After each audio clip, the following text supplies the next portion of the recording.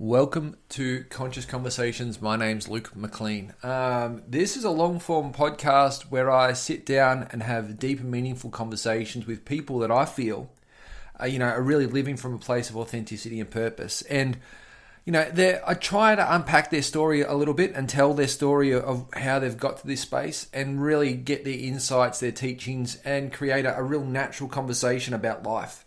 So that's what Conscious Conversations is about. It's really an extension of myself as a life coach and a meditation teacher and somebody wanting to grow and learn and broaden, myself through these people that I do catch up with. That's really, the heart of the podcast, and to share that with you guys, the listeners, has been really important for me, and it's getting well received. So, I'm really grateful for that.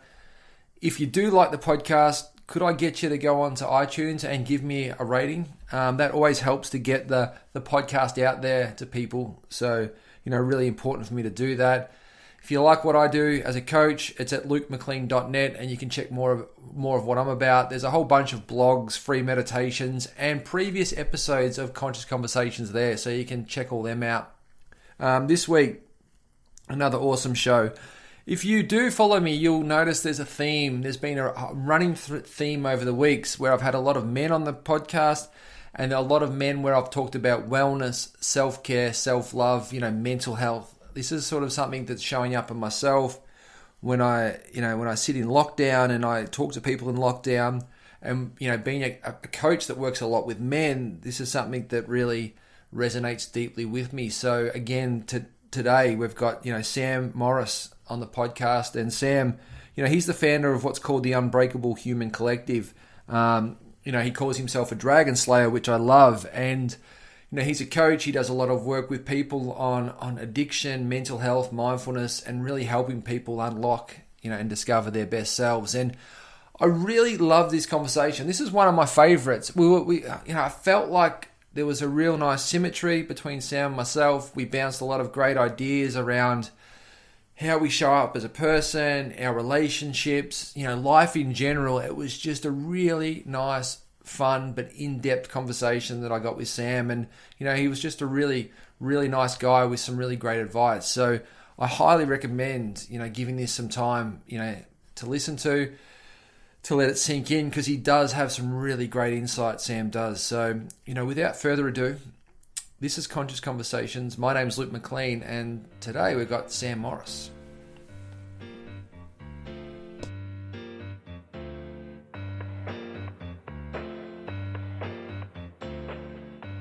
Mate, I wanted to start really sort of looking at your stuff, just that journey that you've been on, which you talk to so well. And I want you to sort of touch on that a bit, from, college playing tennis and being a competitive athlete to sort of that downward spiral. And it almost sounds like, I'd love to know, Sam, a bit of a hero's journey where you sort of went through some really dark spots and then had to come out the other side as a bit of a resurrection. Yeah, that's exactly what it was. A lot of times with high level athletes, and addiction, when those two are both prevalent, you'll find that the addiction kind of took away the sport. Like someone got to a high level and they got into painkillers, or they got into, like a professional athlete gets a ton of money and just kind of loses control, loses perspective. For me, it was pretty much the opposite, where tennis was so growing up, I was super sick as a kid. I had a lot of allergies and food allergies and asthma. And so tennis was my sanctuary. As a kid, it provided me safety from social situations because of the social anxiety that I had. And it provided me, the sport fit my life as far as asthma goes, with a lot of little breaks in between points and changing sides and all that. So I had this frame on tennis where it was my savior. I'll say it was my first love.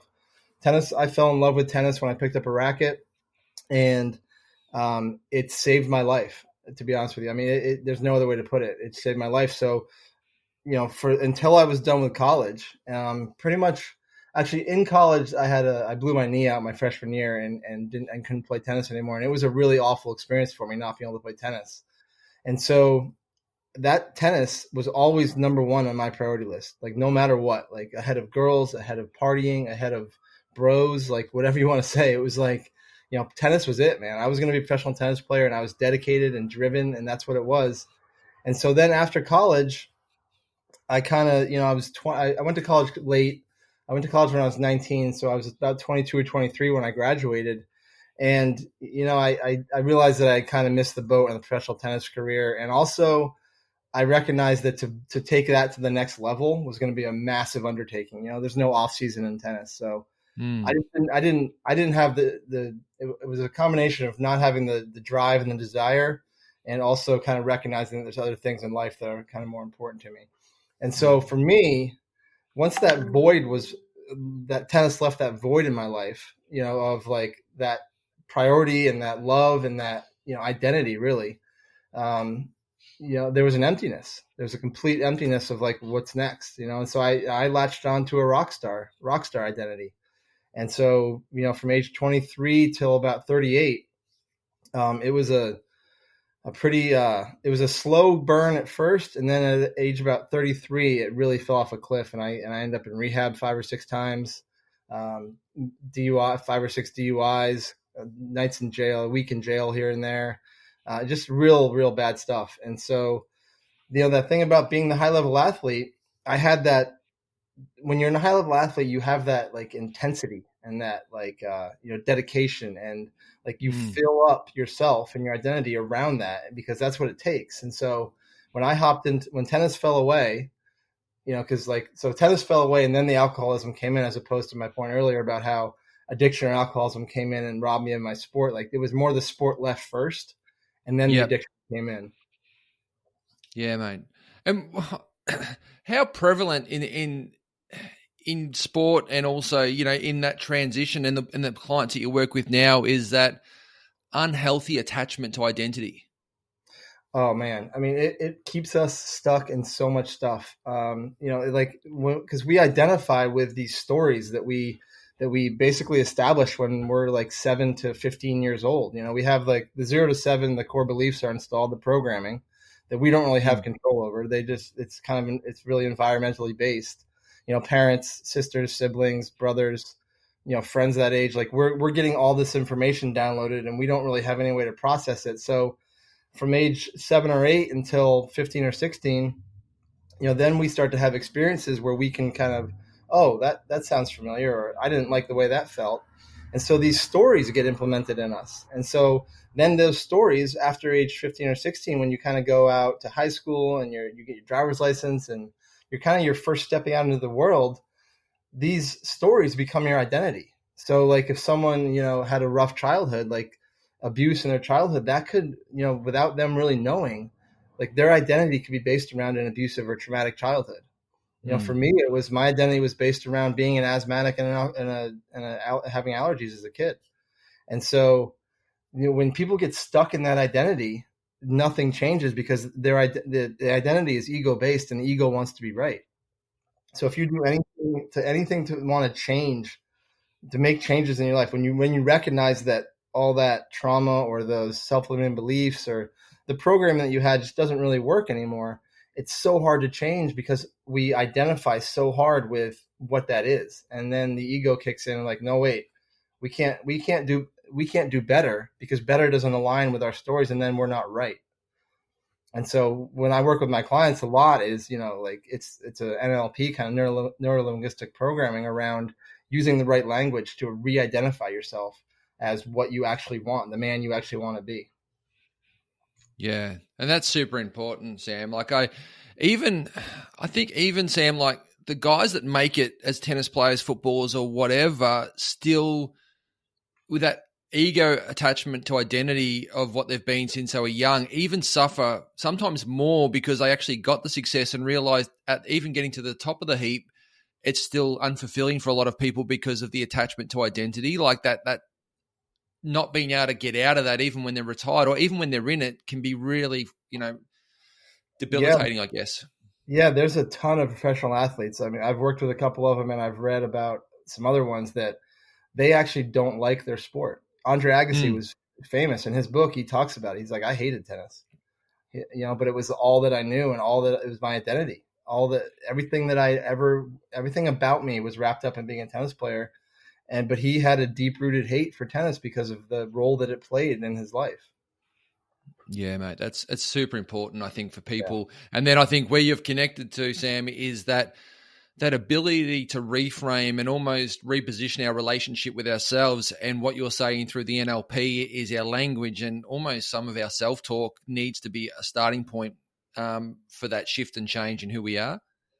100%. I mean, it's kind of like, the Think and Grow Rich and like all those books like that about like using your language and using your belief system to your advantage. Because we spend the things don't really show up in our life until later, like late 20s, early 30s, sometimes 40s. It doesn't show up as pain because whatever, it's worked. We've used those stories or that trauma to get to a certain point in life, and it served us. And then after a while, like you mentioned, like you get to the top of the heap in football or tennis or golf or whatever it is, and you're like, well, this is unfulfilling. And then it's like, well, where do I go from here? And so in order to reprogram that, you have to really use your language, and you got to catch yourself. Like there's so much negative language around it, and there's so much self-limiting language and self-sabotaging behavior that comes from that until that is changed, until the base level stuff, like the way you talk to yourself, the way you communicate with your person, until that changes, and then nothing changes.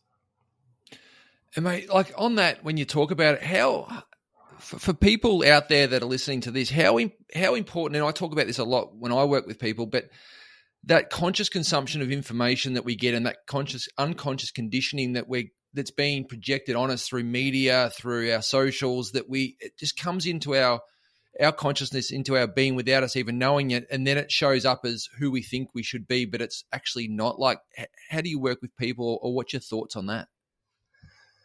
That's that's a huge disconnect, especially for, like our generation, the Gen X, like the 30s to 40s. Like we saw life. We grew up pre-internet. We grew Yep. up pre-exposure, pre what the world is now, right? And so we have this interesting dynamic or interesting lens that we know what it was like before the Instagram models and before Yep. the news flood on Facebook every morning. We knew what it was like before that.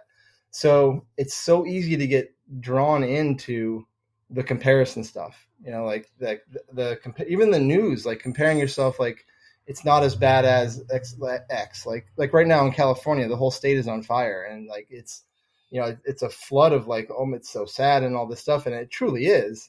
But like we just live in this world where our situation is detached from that situation, and so if that's where the internet and all this news, this accessibility we have to news really presents a problem, because it shows us what's happening, but it also allows us to really detach from it, and then we remove the emotion from it, and we stay in our little bubble. And the other side of that, with the Instagram models and the comparison, is that's the highlight reel situation, right? Yeah. Everybody, unless it's very few times do you see someone's lowlights on Facebook. And then also, the people that do air their dirty laundry on Facebook get blasted for it. The people that are real are like, well, that's not fun to talk about. Like, you're not in Bali driving a Bentley around. Like, what's going on? Yeah, and our projection of success sometimes when we look at like Instagram is just how many followers someone's got. We look at that primarily as opposed to the quality of the content or the realness of the person, because we think that if they've got a lot of followers, they must be more worthy than a person with less followers, which I think is a real problem and challenge of how we put people up, because people are using that as a forum to condition other people. 100% agree, because now like our attention span, I mean, I know it was never very long, but it's gotten so much shorter in the past 25 years. Because now, like, you're right, like we pull up an Instagram account and we're like, how many followers? Oh, you're under 10,000. Like, whatever, you're not doing anything. It's like, so and then but immediately you see someone with a lot of Instagram followers, it's credibility, and whether that person is actually credible or not, you don't know, because you don't take the time, like you don't take the time to consume the content, really. You just look at the vanity metrics.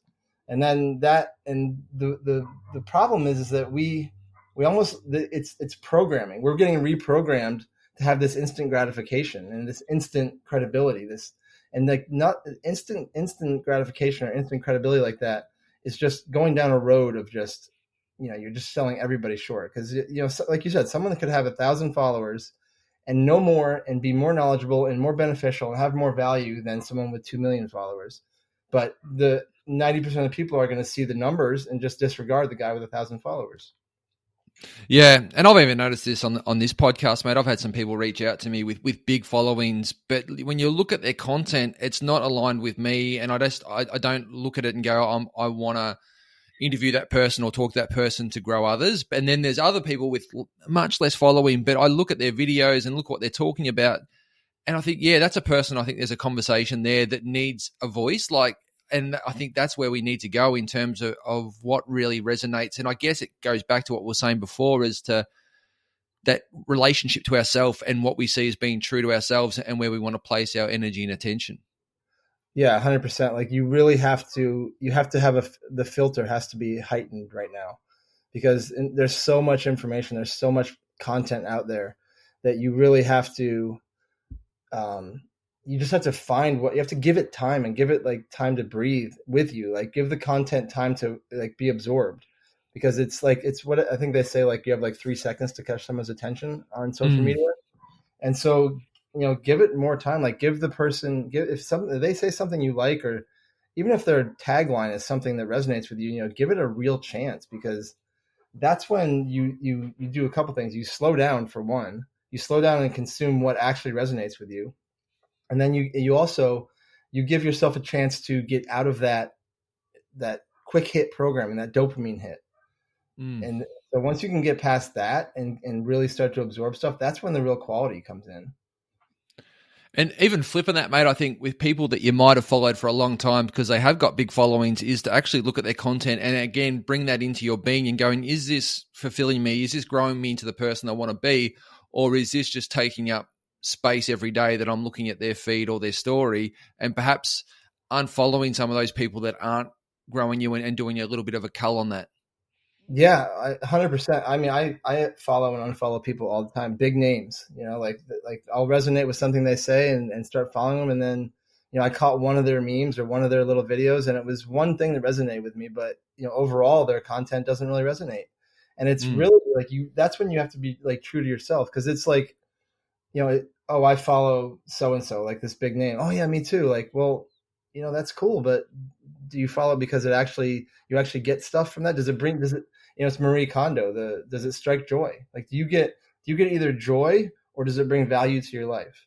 And if it doesn't bring value to your life, like there's no reason just to follow someone. Does it make you laugh? Does it make you cry? Does it make you think? Does it make you feel good? And then the other side of that is like, I like, one of the big triggers for me is like, if I'm following somebody and every time I see their post, I get a little like zap of anxiety, like time to go.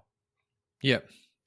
Yeah. And there's this fine line, I reckon, Sam, between also some people that I quite like to follow that I think challenge how I think, but I actually like that. It makes me go, actually, I need some diversity in my feed or in what I'm going to consume, because I need that. I don't want every follower, every post to be in a bubble of what I think life should be. I need that questioning and that challenge in a healthy way. Yeah, you can't have everyone that just co-signs your BS stories, right? You got to have the people out there that are like, wow, I never thought about it like that. Like, that's where growth is. If you, it's like going to see a therapist for something that, and all the therapist does is agree with you. Like, yeah.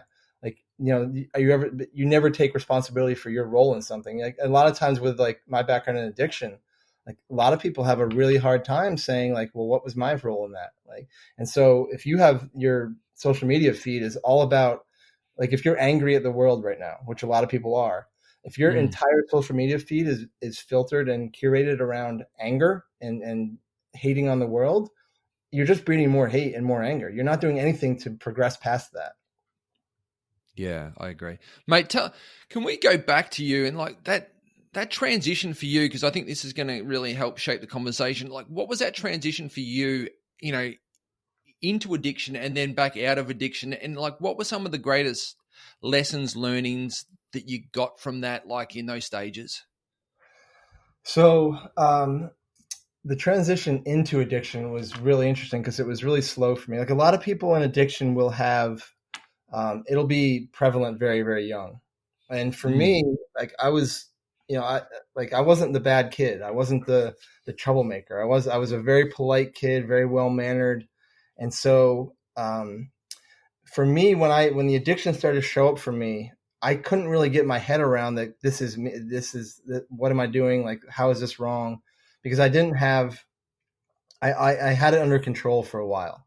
For the first, like, maybe from 20 to 25. I was a hard partier and I drank on the weekends and stuff like that, but it was really under control. And then it started to get out of control. And I had this, like, one of the major hurdles and blocks that I had to overcome with even just like acknowledging that I was an addict was that I didn't have control anymore. Like, at one point, maybe I did. At one point, I had that respect for alcohol and I had that respect for drugs where I was responsible about doing them, as responsible as you can be. But for me, like, I had this story that, like, oh, I controlled it once, so I can control it again. And the way an alcoholic goes, or an addict goes, is like, once you cross that threshold of getting into the addiction, the chemical, the brain is done. Like, you can't go back. It's the analogy they use in recovery is once a cucumber becomes a pickle, it can never be a cucumber again. And that's where the term pickled came from, right? So when you fall over into that threshold of addiction, my hurdle was just even acknowledging that, like, I always had, like, I was arrested, or a girlfriend left me, or I got in a fight with a friend, or something would happen, and I never made the correlation between, like, this is a problem with alcohol and this problem. Like, it was always like, oh, it was just one bad night. It's just like, oh, that won't happen again. And they always happened again. Those events always happened again. DUIs, it won't happen again. 2 years later, it happened again. And so, were you quite, because of your tennis and stuff, were you functioning still at a pretty high state? And did that mask some of that, Sam, for you? Because, during the day or when you weren't drinking, you could actually still function quite well. And were you leaning on some of that sporting discipline and framework from that? Yeah. I mean, for that's actually true. So for a long time, I was the weekend warrior, and I would shut it down on Saturday night and then recover Sunday and go into work on Monday. And so, that's like, to be able to do that is one thing, but for me, for an alcoholic, that was a curse, because then I had that data point to say, like, well, I used to be able to do this. Yeah. And so, but really, like, when you cross over into the addiction alcoholic kind of minefield, like, there's legitimately, like, it's not, you can't go back. There's just no chance. It's just scientifically and medically impossible, biologically impossible.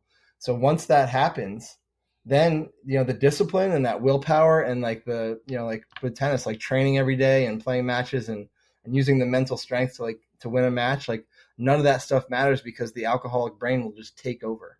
And then from there, like, it's really, they say in recovery too, is a hijacked brain.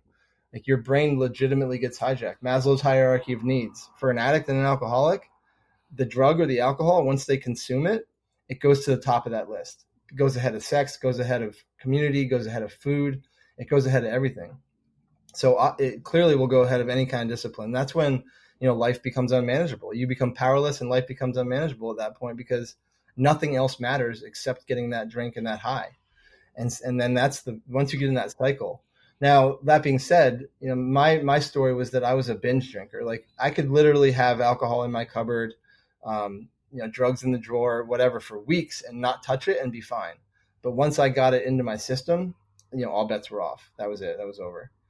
So and that was another thing that kind of kept me in the addiction for a while, was because I couldn't get because my idea of an alcoholic was someone that picks up a drink in the morning to stop the shakes, or lives in a cart under the bridge, or, like, I had this different view of an alcoholic that I didn't match up with. And this is a lot of my clients will say, well, I don't, I can go months without drinking. I'm not an alcoholic. But the real question is, what happens when you do drink?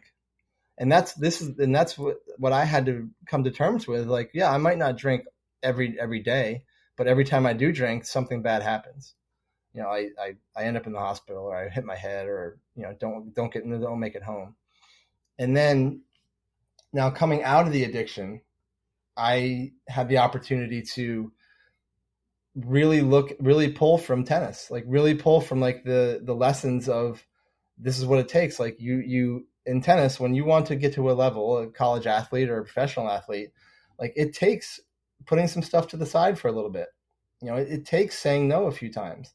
And then for me, coming out of the addiction, like I had to relearn basically how to do everything. Like, because I had for so long, 15 years, I had relied on alcohol for my social lubrication. And that was a big deal. Like going out and being social and going to football games and concerts and dates and all this stuff was a huge, huge deal for me. And I had to learn how to do all that sober. And the way that I had to do it, and this is one of the huge lessons that I learned that I got this from tennis, is that, when I learned how to play tennis, I allowed myself to be a beginner. Like when I got into commercial real estate later in life, I was like, oh, I don't want to be a beginner. I just want to make millions of dollars right away. Like I don't want to learn the ins and outs of the sales process. I don't want to learn the ins and outs of, property values and all that stuff. I just wanted to just go to the top of the heap. And that's the fastest way to failure ever. And the fastest way to success is you allow yourself to be a beginner. So when I got sober, I just said, you know what, like I have to learn how to go out with my friends and not drink. I have to learn how to go on dates and not drink. I have to learn how to go to football games and not drink. Now, that being said, like there was so much pain that I experienced from drinking that it was pretty easy for me to say, I know how this is going to, if I have a drink right now, I know how this is going to go. But that didn't make it any more comfortable for me to be out in social settings without drinking. So, go ahead. And was there a reframe, mate? Like, was there a detoxification of friends and environments that you had to go through as well, or were you, was there a real challenge because of a perception of how your friends knew Sam to be before being sober, and what was that like to try to sort of reintegrate yourself into those relationships? So that's a great question. There were definitely people and places that needed to go. And the beauty of that was that those were people and places that I probably shouldn't or didn't want to be around anyways.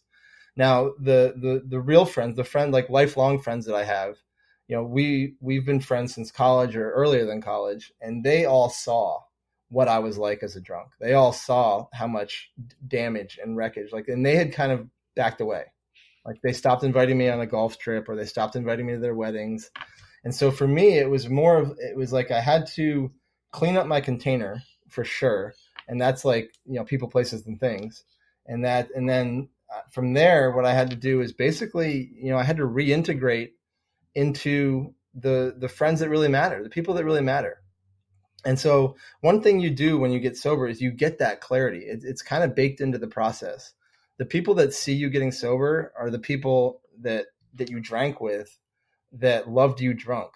And I always used to say, like, my friends, whenever I would have periods of sobriety, my friends, my girlfriends, my family would be like, God, I really love this sober version of Sam. And my thought was, well, that's cool, but I don't, because I didn't have any self-love. I didn't have, like, the term self-love never crossed my mouth, my tongue, my lips until I was 38 years old. Like I didn't even know of the concept. And like, I didn't recognize that was a problem, but it didn't occur to me that was even like the solution until I was 38. And so once I reframed that and reframed my life and filtered my container, the people that really matter are the ones that they come back. Now I've been back on the golf trip with my buddies for 5 years. Or, since I got sober, like they welcome me back. They say, and they're all the ones that like, it's amazing to see what you've done. It's amazing to see you sober now. Like, cause they all saw the damage. And so, I tell my clients this too, like, there's going to be some people that fall away, and this is a hard pill to swallow, but they're not the ones you need anyways. The thing about it is that the reason you gravitated towards those people when you were drinking is because they served a purpose to basically pump you up in your bad behavior. Like they made you feel better about yourself for things that you shouldn't be doing. Yeah, it's such an interesting but common story, I think, mate. And what really resonates with me, especially in Australia, is what you're saying about that alcoholic, or that reframe on an alcoholic of not drinking every day, but that huge binge, store it all up and then need to let it go somewhere because there's so much discontent within. And that, for many people, Sam, that weighs heavy. Like there's a build up, isn't there, before you get to the out of control stage of storytelling in your mind and self talk at a sober level before you get to that out of control. Absolutely. So the thing about like the binge, like the buildup you were talking about, is that for that explosion, that's kind of what it is. It's an explosion of emotion and release when you get to the point where, say, like an alcoholic had an explosion, say July 4th, or like the middle of the summer, like big blowout party, and then you know what, things went haywire. So they're good now until Thanksgiving or the holiday season, Christmas, but all they've been doing really is powering through. When I say powering through, I mean they've been operating over a lot of pain. They've been, Mm. and so they've felt so uncomfortable in their own skin. They felt miserable. They don't look at anything. They just basically are operating um, on the momentum of the bad event, of the terrible event, the DUI they got over the summer. Like, and they're just, and so once the pain of that dissipates, then the pain of who they really are and the fact that they don't love themselves, they feel like they're not enough. They have anxiety, they have depression, like all that stuff that they've been operating over will get to the point where it's too much. And then the justification comes in because they say, well, I've been good for 6 months. Like nothing bad's happened for 6 months. So I'll be good this time. It's with an alcoholic, it's always like, I'll be good this time. That's the one thing that keeps alcoholics getting in trouble and drinking is this time will be different. Yeah. In reality, it will be different, but I'll tell you how it'll be different. It'll be worse. Because every time that you drink and every time a consequence shows up, it'll be worse for you personally, but the people around you, they're getting closer and closer to the end of their rope, whether that's a wife, a girlfriend, fathers, brothers, sisters, friends, whatever it is. Like they have a different perspective than you do. So the thing about the explosion is until you can like figure out why you explode and get to that root of that, because the explosion is a symptom of self-hate. The explosion is Yep. a symptom of a story that you haven't dealt with. So if you just keep exploding and the symptoms pop up, it's like saying like someone has ulcers in their stomach and they just keep eating cheeseburgers and pizza. But 1 out of 10 times they get really sick about it. So they're like, this time will be different. Like, how about you just not, look at the nutrition side of it. Like that's the root of it, is that you're eating bad food and it's not supporting your gut lining. But they get the ulcer, they take some Pepcid or they take some sort of prescription medication and the symptom goes away and then they go back and eat pizza. With alcoholics, it's like, they have an event, they drink, and then something happens, and so they bow to their girlfriend, or they say like they make all the apologies they can to the family, to the girlfriend, to the kids, whatever, and then they treated the symptom, they treated that drinking event, and now everyone else is happy around them, and they're happy, and so they go back and try it again, and they're just all they do is the same cycle repeats itself, and you're just treating symptoms, and until you can stop treating symptoms and start treating root causes, and this is, I mean, not just for addicts. This is for any kind of mental illness or any kind of life event. You have to treat the root.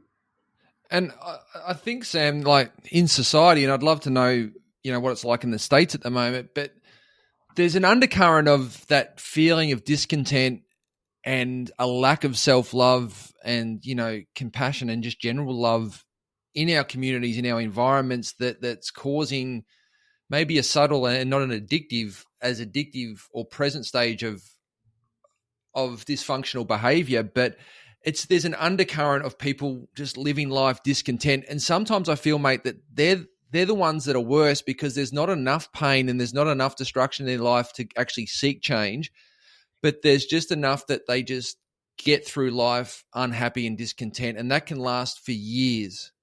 Yeah. That can last for years, and that will, when you have a person that's in that place, and I'll just speak to, because I work a lot with men, like a lot of times the men in the family will have that, their role is threatened. Like, and by what I mean by that is that they have this idea in their head of what a man should be and what a man should do. And so now, especially now, like maybe their job got taken away from them. That was their identity. And that was like, they were the provider because of that. And now it's not there anymore. And so now they're stuck with like emptiness. They're stuck with their identity is now gone and they don't know how to handle it. And so what happens is that's when this anger that you're talking about, this discontent, it shows up, and now they're snapping on their wives or snapping on their kids, or just being really, really less of a man than they know how to be. Like they're not acting out of integrity because their baseline existence is feeling threatened. Their little story, their childhood trauma, their stories from so long ago. Like if it's a guy that say he had a story of like, I don't matter, for example. This one comes up a lot from my clients. I don't matter because they were kind of abandoned as a kid. They were neglected, and that turned into a story of I don't matter. So what did the person do? They went to college, went to law school, got a kick-ass job as a lawyer, and now they matter because they're super important at their law firm and they help a lot of people. But now, like the courts are all closed, so lawyers are losing their jobs.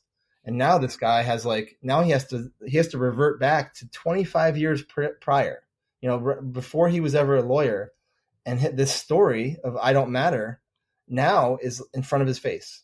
Now he's like he really feels like he doesn't matter because he doesn't have the reason that he mattered anymore. And in reality, go ahead. I mean, I think what you're saying, mate, and when you look at it at a spiritual perspective, Sam, that law of impermanence and the constant state of change is that you as the lawyer as you are now or whatever's never lasting forever, and that attachment to that identity that you've got, a formation or a version of that's going to change regardless of if you like it or not. And if you hold on to that too tight, you're going to suffer every single time. Every single time. And that same behavior goes for relationships, jobs, friendships. Like you will always be that person holding on too tight because it's an external identity. It's an external, gratification that when that's gone, you will spiral out of control spiritually, emotionally, mentally, and even physically.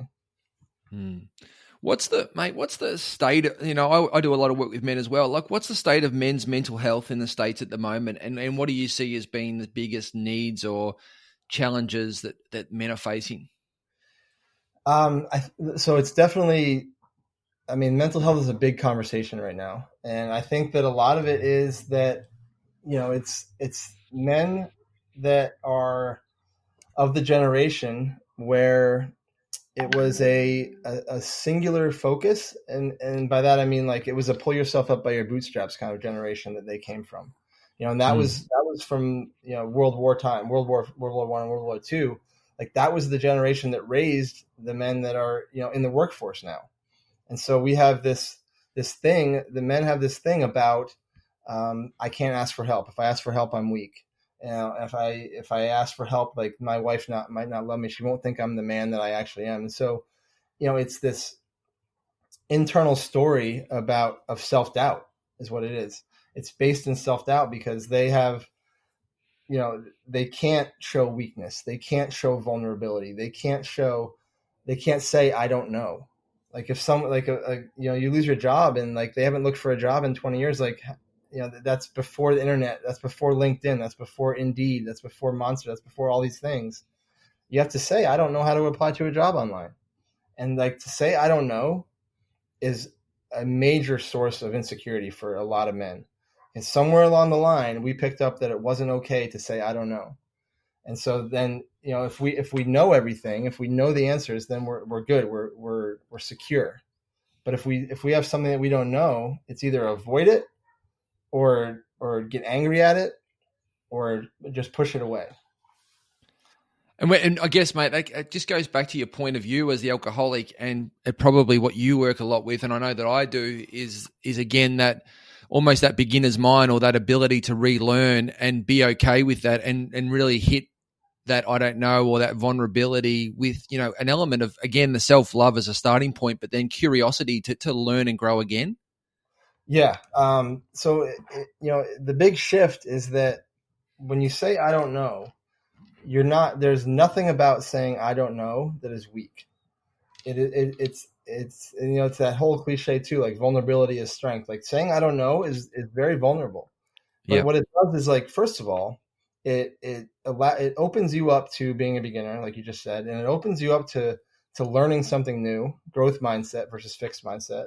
If you know everything, that's a fixed mindset. If you can say I don't know, but I can learn, that's a growth mindset. And Tom Bilyeu talks a lot about that. And He so does. Yeah. um, Yep. when you can say I don't know, you also what you do, which doesn't really get looked at, but like if you say I don't know, can you help me with this? Like you've just created a new connection with a new person, like whether that's an employee or a coworker or a friend. Like you've just deepened the connection with another man. And so that gets overlooked a lot because what we think is going to happen is like if I say I don't know, your friend's going to be like, well, I don't want to hang out with you because you don't know. And it's like, it makes it that's such a big deal in your head when really it's an opportunity to connect, and it's an opportunity to grow as a community. Because I mean, connection now, especially like connection is one of the most important things that we have, like your guys groups, like it's so imperative now to stay connected because we don't have we can't go on trips together and we can't go out to the bar, whatever it is that these guys will do together. Like it's kind of, it's not what it was. And so keeping the connections is having phone calls whenever with your boys. If you notice one of your guys is struggling, there's a stat that it's 30% of men either have struggled, are struggling, or will struggle with mental illness in their life. And now out of that, and that's a big number, 30%, right? And Yeah. so out of that 30%, only one out of four will actually address it and ask for help. So that means 75% of that 30%, whatever that number would be, is going untreated. They're staying angry. They're staying in that fixed mindset. They're staying in the symptoms. They're just not. They're silently suffering, is what they're doing. Yeah, mate. And then for us in Australia, the suicide rates in men is astronomical. And men in Australia, it's this say nothing until it gets too much. And like in Australia, the depression rates aren't that high. They're still quite high, but it's almost they don't get to a stage of recognition that there's depression or anxiety. It goes from nothing to it's all too much and I'm going to take my life. Yeah. And what you're saying is what we've got is a real lack of support networks for men in a healthy way. It's almost what I feel like is the golf trips is everyone's just going to binge and get blind drunk and then go back to life as normal. There's no healthy connection of men. And I think that's what's really needed in Australia. I don't know if that's the same in the States. Absolutely the same. Yeah. I think that's a worldwide thing. Like it's just that, we as men just haven't been taught how to do that. Like, and not only that, but like the world hasn't created a space for us to do that. The space that we operate in is the one of the tough guy, man up, Yep. throw some dirt on it, and that's great and all. There's a lot to be said for that, but at the same time, bring someone with you, like grab a buddy, like, it's really about having that support system around you that you can be honest and open with. Yeah. And the tough guy, and that's the reframe we're talking about, Sam, is the tough guy is, we've got to reframe the tough guy is not the guy that can drink 20 beers and stay up till 4 a.m. and then go and play golf. The tough guy is the guy that can have, if he wants to, not that he has 1 or 2 beers, but then can have a real open and honest conversation with his mates and actually get into something that's beyond sports and surface level because no one wants to go too deep with how they're feeling. Like that's where I think the reframe is. The tough guy is the guy that can meditate and, help other men be better. That's what I feel we need to reframe in society with men, especially the older men in our state, at 35, 45 that have been, have been in the older version of things need to be the ones that sort of shift and lead this new paradigm of how men can show up, and especially young men going into the future. I totally agree with you 100%. It's one of those things that we need to shift what like an actual like male leader or male role model, male mentor means. It's not about that grind it out, man up, be a tough guy, beat someone's butt. Like it's not about that anymore. It's about showing up for yourself and being honest with yourself and being open and vulnerable with yourself and with other men. That's where the real power in like that's going to bring us out of this, whatever this funk this world is in right now. Yeah. That kind of man is going to bring us out of this.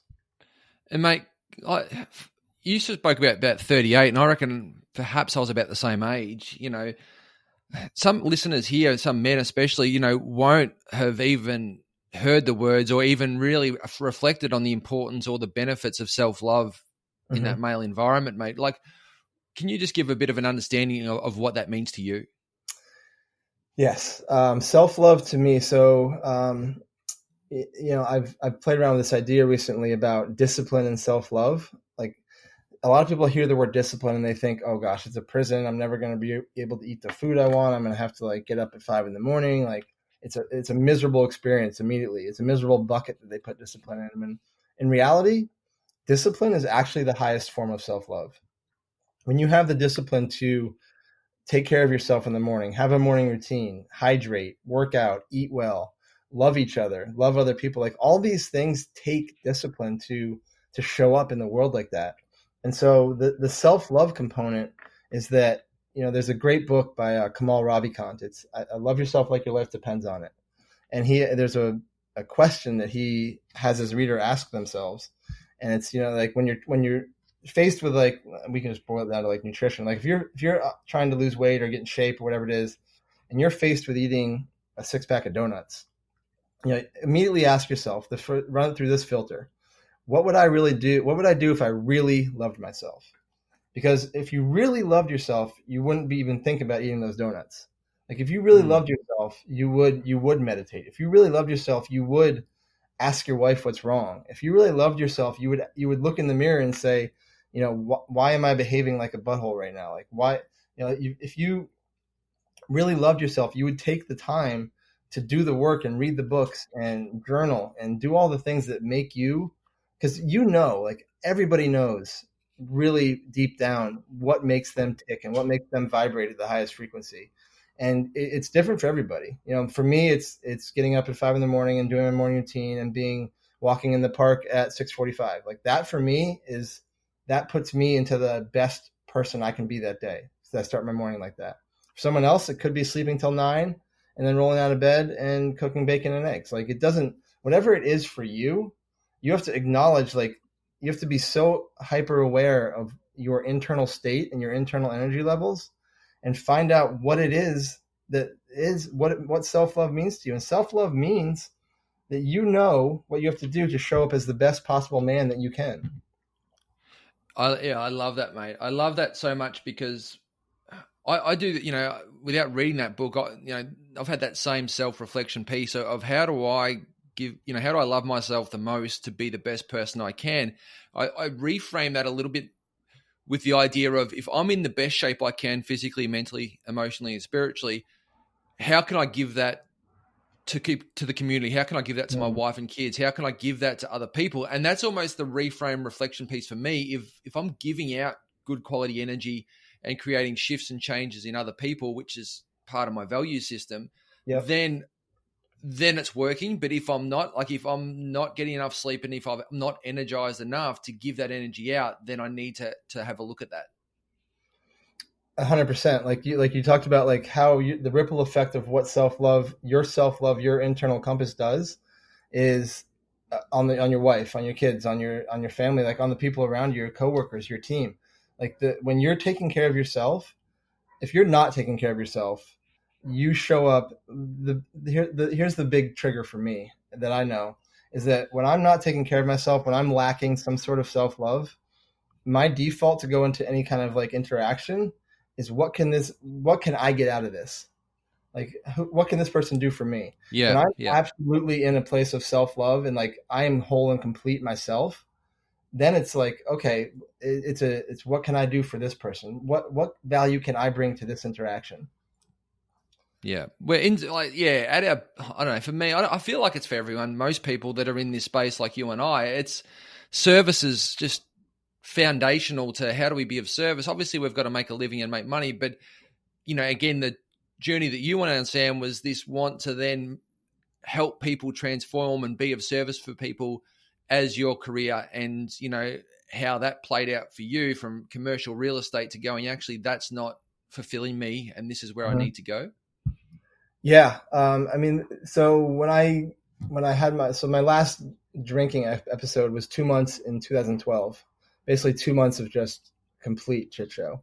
And so when I moved west, I had the opportunity. I said I can either go back into commercial real estate, or I can do something that I've always wanted to do, because I had a clean slate. And so I knew for a long time that commercial real estate it didn't feel good. I didn't look forward to my life in it.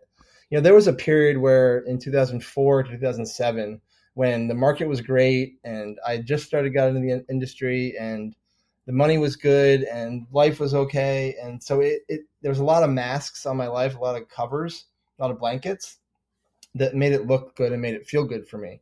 But when it really came down to it, when I got clear about like who I am, and when I got into self-love, really, like when I figured out like loving myself is not just going to a 9 to 5 and showing up and, being a robot, like that's not me at all. And so I got into personal training, and it was amazing to me, because like I had never done personal training before. I had played tennis and been trained and been an athlete my whole life, but I had never been in that place of like actually serving other people and helping other people achieve something. And to say that it was immediate is like an understatement. It was like from the second that I started doing it, like everything in my life took off.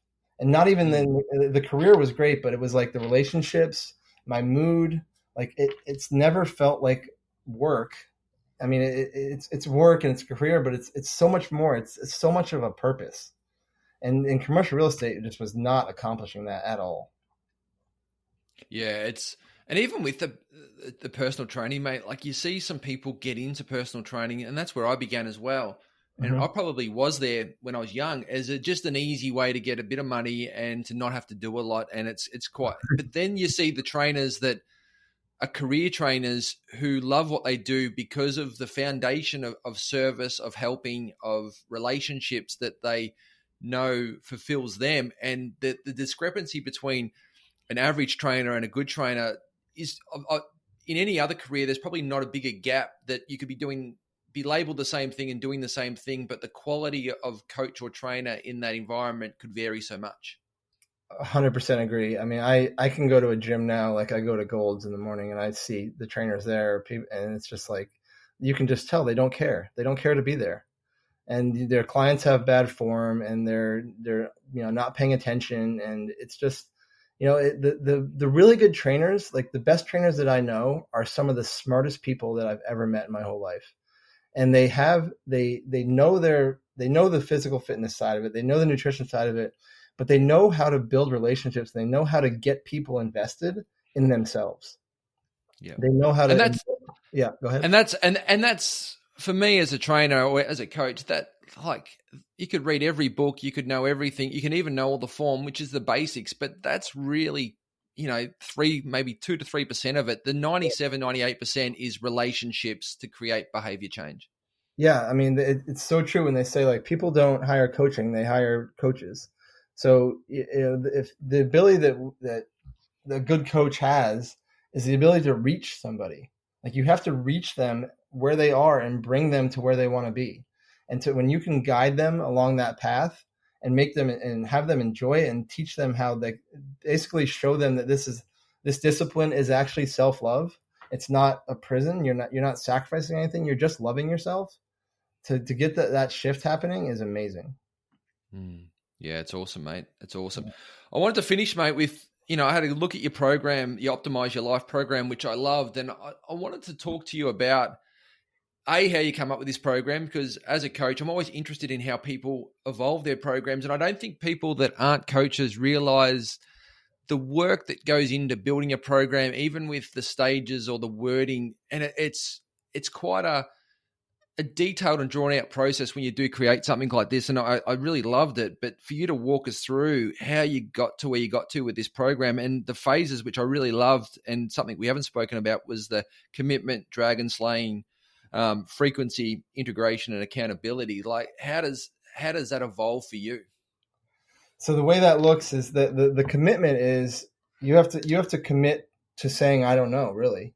Going back to that, but what you have to do is you have to commit to understanding what exactly is happening in your life right now. And a lot of people will say, like, tell me what the problem in your life is right now. And it's like, well, I don't have as much money as I would like. That's not right. That's not what's happening right now. what you're saying is like you're disconnecting from a result there. Like what you're saying, what the problem is right now is that you're not showing up as the person to earn that much money, or you're not showing up as a person to meet your significant other, the love of your life. Like there's like to say that you're interested in that result, that's not commitment. That's a hope. That's like I wish, like so the commitment level is you have to commit to understanding and acknowledging exactly, I mean exactly, ruthlessly, radically what is going on in your life right now. And then that's where then the dragon slaying comes in, because then you have to look at how did you get here? Like what, if you're say 40 years old and you sign up for my program, like there's patterns in your life leading up to now that have led you to not having the love of your life, not having the income that you want, being out of shape. Like what have you been doing? There's basically dragons living in your house at this point, because you have things in your life that are keeping you, blocking you from getting whatever it is that you want, that are making your current situation not ideal. So then from there we go into slaying those dragons, and then the frequency is we have to get you on a new frequency. We have to get you, because it's all vibration. Like if you want to meet this ideal woman and she has these traits and she's successful and funny and intelligent and hot and all this stuff, okay, you have to get yourself on that level too. So we have to, once we clear away those dragons, we have to implement, this is where the NLP comes in. We have to implement the new language, the new behaviors, the new discipline, the new self-love to raise your frequency so that you can attract that better life, that ideal life. And then the integration is just, it's really where the magic happens, because you can sit and like write notes and we can theorize about how we want this to look all day long. But if you start out on that path and you realize that things aren't working, I'm not interested in taking my clients down a road where things aren't working. As soon as we know something's not working, we're going to get rid of it. And this is the integration, because this is the new lifestyle. Like you cannot be afraid to say this. You have to be able to say, this isn't working. I'm going to stop doing it. This person doesn't support my goals. I'm going to walk away. Some of it's hard, but like when you get real clear about who you are and your self-love and what you want, it becomes very, very clear and very, very easy to cut out everything that doesn't. And then the accountability part is it's group calls. It's having access to me for 4 months after the initial 31 days. So that we can, so if I don't want to like, just like, here's 31 days, like, great, see you later. Good luck with that. And that's not the way anything takes hold. So I'm big on like, I want to help you make sure that this is now your life, that you're not going to fall back into the old default, the old patterns, those dragons. Like, let's keep them away. Yeah, I love that. I think when I hear you talk about this and when I was reading about it, I think the accountability, and for me, I'm huge on that. How do we sustain this and make this the new norm? And so many courses I feel and so many programs are 30 days and then that's it. But I love that there's the ongoing accountability and support to sustain that change, which I think is really critical in that coaching offering. Yeah, and accountability is another one of those things that kind of like discipline gets put in that bucket of like, oh, I don't like it. And the only reason you don't like it is because the accountability that you've experienced is because something wasn't lined up. Like when you align yourself with your highest good, your highest self, accountability is just a way of life. It's easy and it's love. Yeah. I know. I think if you're going through a program like this, mate, there's going to be a lot of there's going to be a lot of looking in the mirror, removing a lot of masks, and I think that's going to be challenging for a lot of people. But it's also innately, mate, it's the path we need to go down. So many of us need to go down that path, or else we're gonna live, the rest of our years feeling quite unfulfilled or inauthentic. Oh, 100%. You will. I mean, what they say, like regret weighs tons and discipline weighs ounces. Yeah. It's so true. Like when you and the one thing too is like when you show somebody, and I'm sure you've experienced this with your clients, when you show someone how what they've been doing doesn't align with where they want to be, like they can't unsee it. And now it becomes like a desire to fix it and to stick with it. And so when they realize that what they were doing was actually creating more pain, then it's not doing anything to get them there. It's like I always say, it's like one of those terrible memes that your friend sends you, like, oh, you sent me that? Like, I can't unsee that. Like, you show someone their self-sabotage, they immediately will see it all over their life. Yeah. Yeah. I have a saying that awareness without action is ignorance. And once we become ignorant, it's, it's a very heavy weight to weigh when you're sort of going through life, ignorant. So, Yeah. mate, before we finish, I just wanted to get a bit of a touch. What are you reading, watching that's growing you at the moment? So I just started reading this book, A Happy Pocket Full of Money, which is about abundance, quantum physics, quantum mechanics, that type of stuff. I'm actually reading a couple books right now. The other one is A Lion Tracker's Guide to Life, Boyd Vardy. Yeah, nice. Both I've heard of but haven't read. But are you like me in the way that I know most of this stuff? The reason I continue to read a lot around mindfulness and around self-help and personal development is exactly what we've said, is to continue just to plant more seeds of the same stuff to raise the awareness and vibration and to be really conscious of that consumption. 100%. It's like I'll a lot of times I will get a hard copy of the book, and I'll also get the audio book because I need the hard copy. I need to like see the words and maybe highlight some stuff the first time around. But then, on my workouts or on my walks or runs or whatever, I'll listen to the audiobook, and just there's always something new. Every time I read a book or every time I listen to a book, something else comes up because you know what, in my life, when I first read it, so these things resonated with me because this is what I was kind of dealing with at the time. Now that I dealt with those things, like there's another layer to that book that will address this other part of my life. And so you have to stay open. You have to stay open to all the possibilities and all the layers of the onion. And you have to be open to saying, I might have missed something. How can I optimize my life? And mate, for a man, for a guy that's listening to this who wants to start that journey to self-discovery, to change and transcendence, what would be your advice as a starting point for them? It goes back to being a beginner.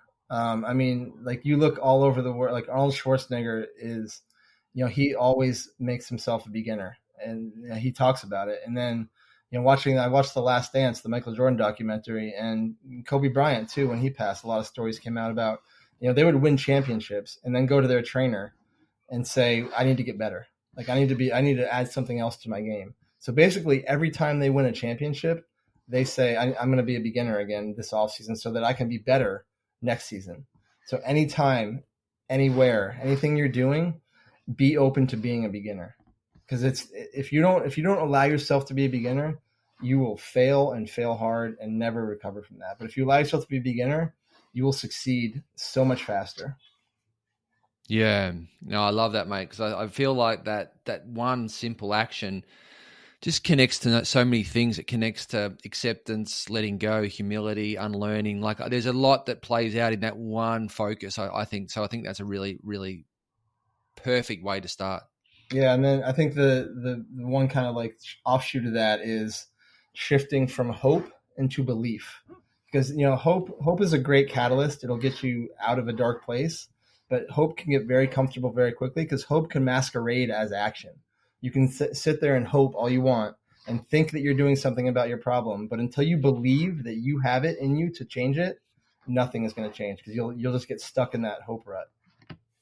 Yeah, man, thanks for coming on. This has been a really insightful and awesome chat. So I'm looking forward to getting this up, and mate, all the best with what you're doing, and continue the great work. Luke, thank you very much. Honor to be on. Great to talk to you. And I look forward to following your journey.